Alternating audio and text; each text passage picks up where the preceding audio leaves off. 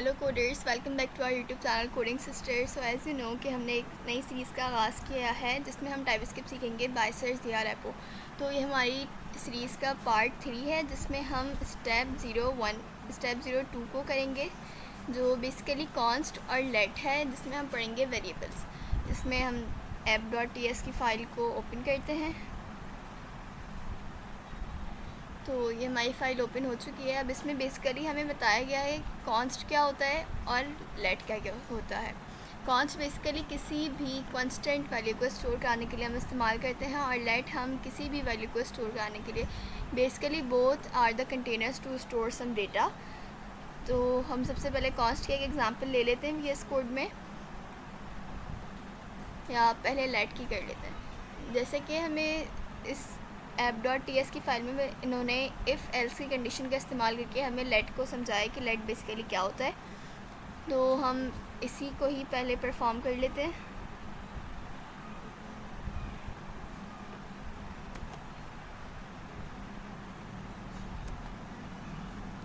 अब इसमें बेसिकली जब इन्होंने ये एग्जांपल दी है तो इन्होंने इफ़ एल्स की स्टेटमेंट का इस्तेमाल किया। इन्होंने पहले इफ़ दिया, पैरामीटर में इन्होंने ट्रू लिख दिया कि ये कंडीशन ट्रू होगी। इसके अलावा इन्होंने कर्ली ब्रेसेस में लिखा है let z is equal to 4। इन्होंने एक वेरिएबल बनाया है z के नाम से, उसके अंदर इन्होंने 4 को स्टोर करा दिया। देन इसके बाद इन्होंने एल्स की कंडीशन लगाई है कि अगर ये ट्रू है और अगर ये फॉल्स हो जाए तो यहाँ पे लेट, इन्होंने यहाँ पे एक और वेरिएबल बनाया z, उसके अंदर इन्होंने स्ट्रिंग जो है वो लिखा है, स्टोर कराए। इसके बाद इन्होंने पूरी कंडीशन के बाद इन्होंने आखिर में कंसोल लॉग कराए।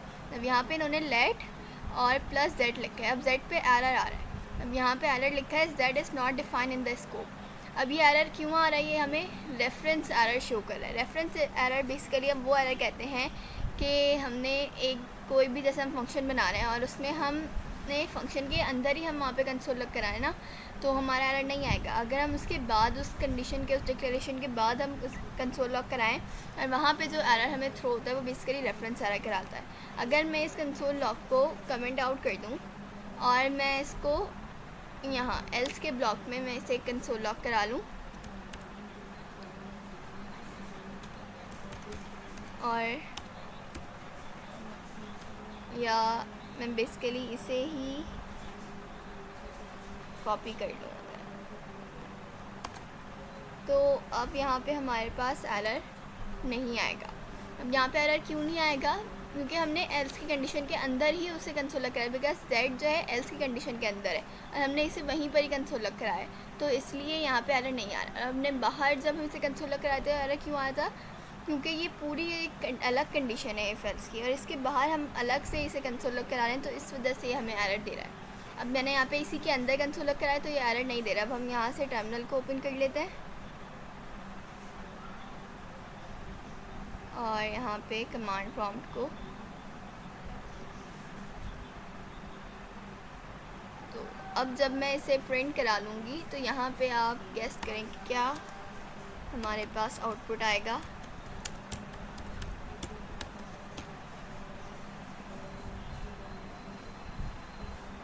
अभी यहाँ पे फ़िलहाल कुछ भी प्रिंट होकर नहीं आएगा बेसिकली, क्योंकि यहाँ पे इफ़ की कंडीशन ट्रू है, मगर मैंने इसे तो अभी कंसोल लॉग नहीं कराया, इसलिए यहाँ पे कुछ भी प्रिंट होकर नहीं आएगा। मैंने एल्स की कंडीशन, अगर ये फॉल्स होती तो एल्स की कंडीशन चलती, बट इधर ट्रू है इसलिए ये चल गई और एल्स की कंडीशन नहीं चली।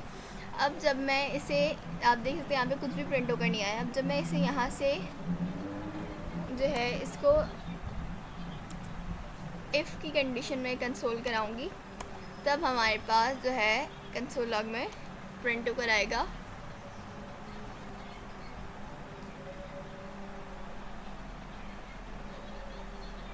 z की वैल्यू हमारे पास 4 आ गई है,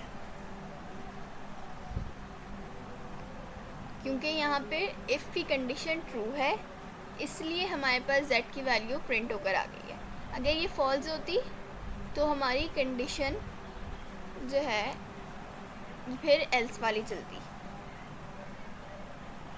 यहाँ पे देख सकते हैं यहाँ पे क्या आ रहा है, लेट जो है वो 4 आ रहा है, यानी ये प्रिंट हो चुका है। अब मैं यहाँ से ट्रू हटा दूँ, कंडीशन को मैं, इफ़ की कंडीशन को मैं फॉल्स कर देती हूँ फॉर एग्ज़ाम्पल, तो फिर हमारे पास एल्स की कंडीशन चलेगी, क्योंकि इफ़ की फॉल्स हो गई है तो एल्स की कंडीशन को चलेगी जब, क्योंकि फिर यहाँ पे अभी z, अभी यहाँ पे जब ट्रू था तो z की वैल्यू 4 आ गई। अब जब यहाँ पे फॉल्स हो जाएगा तो यहाँ पे z की वैल्यू स्ट्रिंग हमारे पास प्रिंट होकर आ जाएगी।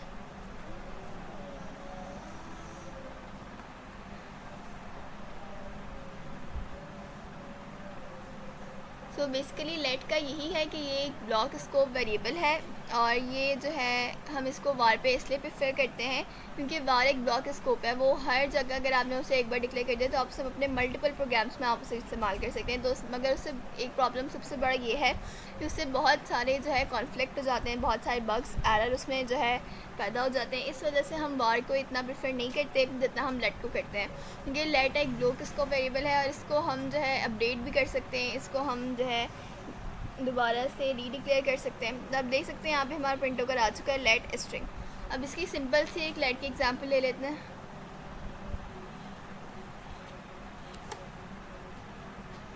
इसको हम यहाँ पे एक वेरिएबल बनाते हैं let my house is equal to 1 2 3 4 5 और इसको हम लॉक करा लेते हैं। इसमें लिखेंगे माई हाउस। अब यहाँ पे हमने एक वेरिएबल बनाया माई हाउस के नाम से, उसके अंदर हमने अपने घर का नंबर जो है स्टोर कराया है। देन इसके बाद हमने इसे कंसोल लॉक करा लिया।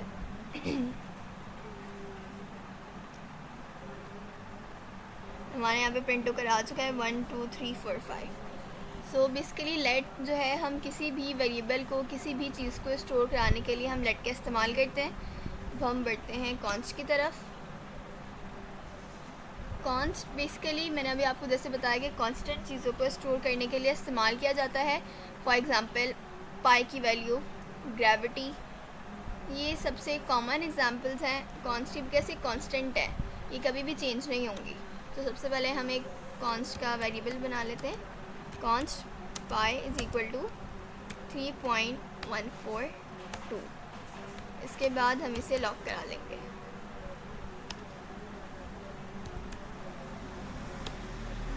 अब इसे हम प्रिंट करा लेते हैं। पाई की वैल्यू हमेशा सेम रहेगी, चाहे कुछ भी हो जाए। इसकी वैल्यू 3.142 ही रहेगी हमारी मैथमेटिक्स में, क्योंकि कांस्टेंट वैल्यू है तो ये चेंज नहीं होगी। तो इसलिए हमने इसको कांस्ट के वेरिएबल में स्टोर करा लिया है। इसके अलावा हम एक और वेरिएबल बना लेते हैं कांस्ट ग्रेविटी।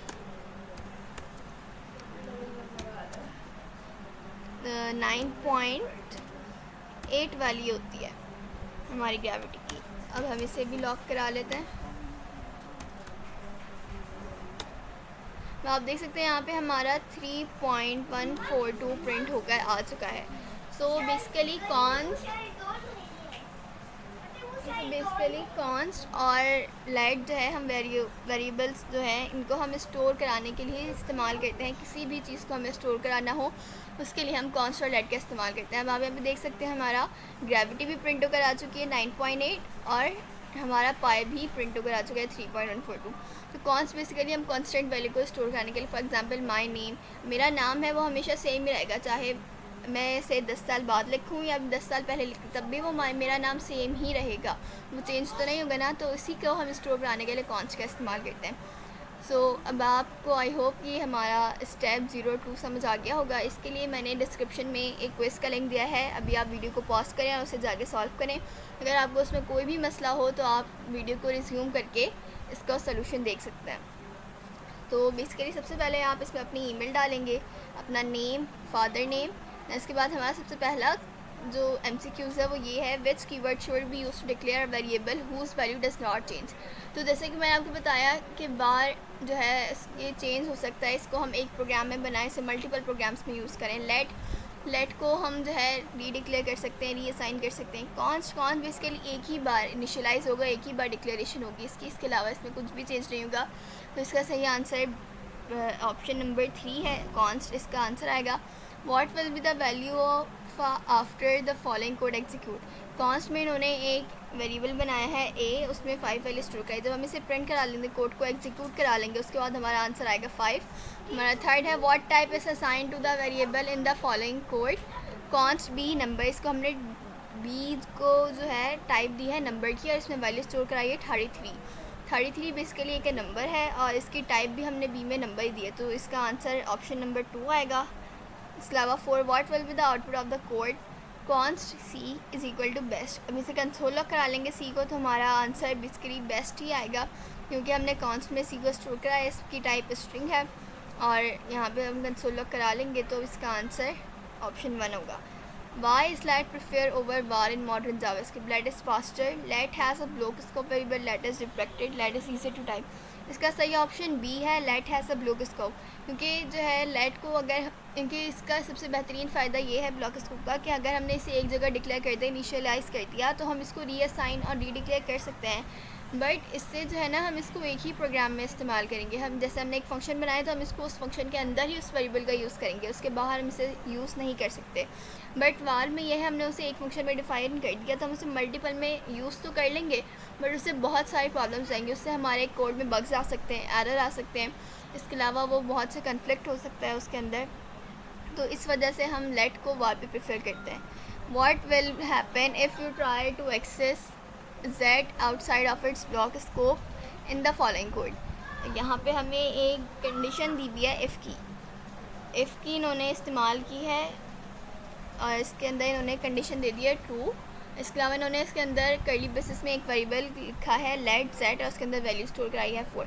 अब जब मैंने आपको बताया था कोड में कि हम लेट को सिर्फ उसी फंक्शन, उसी कंडीशन, उसी के अंदर ही हम इसे कंसोल लॉक करा सकते हैं। उसके अलावा इनका से एक ब्लॉक स्कोप वेरिएबल है, इसे हम उस फंक्शन के अलावा अगर हम इसे बाहर कंसोल लॉक कराएंगे तो वो हमें एक रेफरेंस एरर थ्रो करेगा।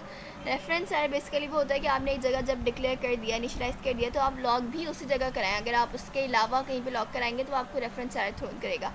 तो इसका राइट ऑप्शन 3 है, इसमें ही रेफरेंस एरर आएगा। What type is assigned to z inside the else block in the following code? कह रहे हैं कि z को कौन सी टाइप असाइन की गई है एल्स ब्लॉक के अंदर। तो यहाँ पे स्ट्रिंग लिखा है z के अंदर, हमने जो डेटा स्टोर कराया है स्ट्रिंग है और इसकी टाइप भी स्ट्रिंग होगी बिकॉज ये डबल कोटेशन में लिखा हुआ है। अगर आपने पिछली वीडियो नहीं देखी है तो आप जाके देख लें, यूट्यूब पे मेरे चैनल पे अवेलेबल है, जिसमें मैंने टाइप जो है वो आप लोगों को पढ़ाया है। इसके अलावा what is the difference between const and let in TypeScript? Const can not be reassign and let can be reassign. तो इसका राइट ऑप्शन 3 है कि कॉन्स्ट को हम दोबारा से रीअसाइन नहीं कर सकते, रीडिक्लेयर नहीं कर सकते, बट हम लेट को दोबारा से रीअसाइन कर सकते हैं, क्योंकि कॉन्स्ट में हम कॉन्स्टेंट चीज़ें ही हमेशा लिखते हैं। For example our name, gravity, pi, our father name. But let में हम जो है वैल्यू को कोई सी भी वैल्यू लिख सकते हैं। फॉर एग्जांपल टुडे डेट, हमने आज की डेट लिखी, कल तो डेट चेंज हो जाएगी बेसिकली, तो हम इसने डेट को स्टोर कराने के लिए हम लेट का इस्तेमाल करेंगे। 9 है what will be the output of the following code. यहाँ पे हमने ये वही एग्जांपल है जो अभी हमने VS कोड में परफॉर्म करी थी, इफ़ ट्रू, और इसमें let z is equal to 4। इसमें भी बेसिकली हमारे पास रेफरेंस एरर थ्रो होगा बिकॉज हमने इफ़ की कंडीशन के बाहर कंसोल लॉक कराया है, तो यहाँ पे हमारे पास सिर्फ रेफरेंस एरर आएगा। इसके अलावा ना हमारे पास 4 प्रिंट होकर आएगा, ना स्ट्रिंग, ना अनडिफाइंड। जैसे मैंने आपको अभी VS कोड में दिखाया था कि ट्रू की कंडीशन हो गया, मैं यहाँ पे से let z is equal to 4 के बाद मैं फॉरन कंसोल लॉक कराऊँ तो मेरे पास 4 आएगा, और मैं इसे फॉल्स कर दूँ और एल्स में मैं कंसोल लॉक कराऊँ तो मेरे पास स्ट्रिंग आएगा। सो बेसिकली इसका आंसर ऑप्शन नंबर 4 है कि रेफरेंस एरर थ्रो करेगा। 10 है which of the following statement about const is true? A const variable can be redeclare, a const variable can be reassigned, a const variable must be initialized at the time of the declaration, a const variable has a function scope। तो इसका right option 3 है, a const variable must be initialized at the time of declaration। इसका मतलब है कि जब भी हम const की वैल्यू लिखें तो उसको हम फ़ौरन ही इनिशियलाइज़ भी करते हैं जब उसे डिक्लेयर करें। फॉर एग्जांपल मैं आपको इसकी करके दिखाती हूँ। यहाँ पे मैंने लिखा const my नेम, अब यहाँ पे मैंने लिख दिया। अब मैं इसे सेकेंड लाइन में मैं इसमें अपना नाम दे रही हूँ, तो अब ये मुझे एरर थ्रो कर रहा है, can not assign to my name because it is a constant. अब ये कह रहे हैं कि आप मुझे दोबारा रीअसाइन नहीं कर सकते। अगर अब मैं इस लाइन को कमेंट आउट कर दूँ और यहाँ पे मैं इसी लाइन में इसे इनिशियलाइज़ भी कर दूँ तो अब ये एरर थ्रो नहीं करेगा। तो बेसिकली इस MCQs का भी यही है कि जब आप कॉन्स्ट को लिखें तो उसको लास्ट में इनिशियलाइज़ करें जब आप इसको डिक्लेयर कर रहे हैं। सो आई होप आपको ये तमाम कॉन्सेप्ट क्लियर हो गए होंगे। अगर आपने अब तक मेरे चैनल को सब्सक्राइब नहीं किया है तो कर दें, बेल आइकन को भी प्रेस कर दें और इस वीडियो को ज़्यादा से ज़्यादा शेयर करें ताकि टाइप्स के एग्ज़ाम को ज़्यादा से ज़्यादा लोग क्लियर कर सकें। And thanks for watching.